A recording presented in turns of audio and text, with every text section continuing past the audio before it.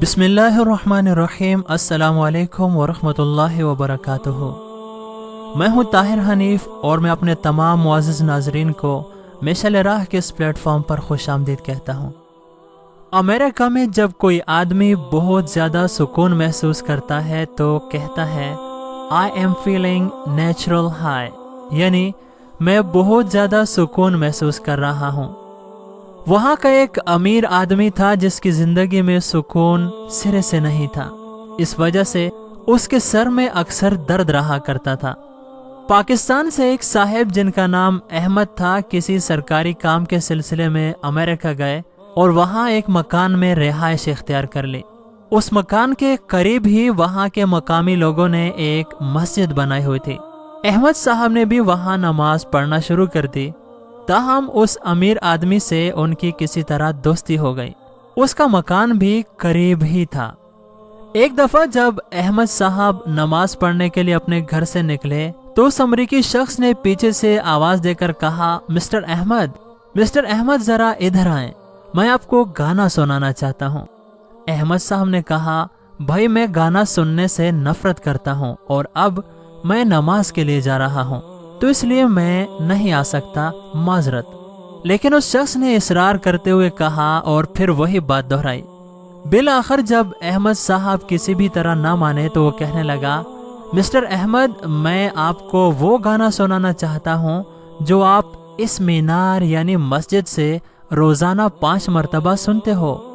احمد صاحب فرماتے ہیں کہ میں سمجھا کہ شاید اذان کی بات کر رہا ہے، چنانچہ میں اس کے پاس چلا گیا۔ وہ مجھے اپنے گھر میں ایک تنہا کمرے میں لے گیا اور اس نے کمرے میں ٹیبل پر ایک طبلہ رکھا ہوا تھا۔ وہاں جانے کے بعد اس نے کمرہ بند کیا اور طبلہ بجانا شروع کر دیا۔ ادھر میں پریشان تھا کہ جماعت کا وقت نکل جائے گا، مگر میں اس وقت حیران رہ گیا جب اس نے تھوڑی دیر کے بعد طبلے کی سر پر الحمدللہ رب العالمین پڑھنا شروع کر دیا۔ میں تو سمجھ گیا کہ در حقیقت وہ کیا پڑھ رہا ہے، لیکن اسے نہیں پتا تھا کہ وہ گانے کی سر بنا کر پوری سورہ فاتحہ پڑھ چکا ہے۔ جب وہ ختم کر چکا تو میں نے اس سے پوچھا کہ آپ نے یہ گانا کس سے سیکھا ہے؟ اس نے بتایا کہ مجھے بہت زیادہ ذہنی پریشانی رہتی تھی تو میں مصر میں جب رہا کرتا تھا تو وہاں میرے ایک مسلمان دوست رہتے تھے۔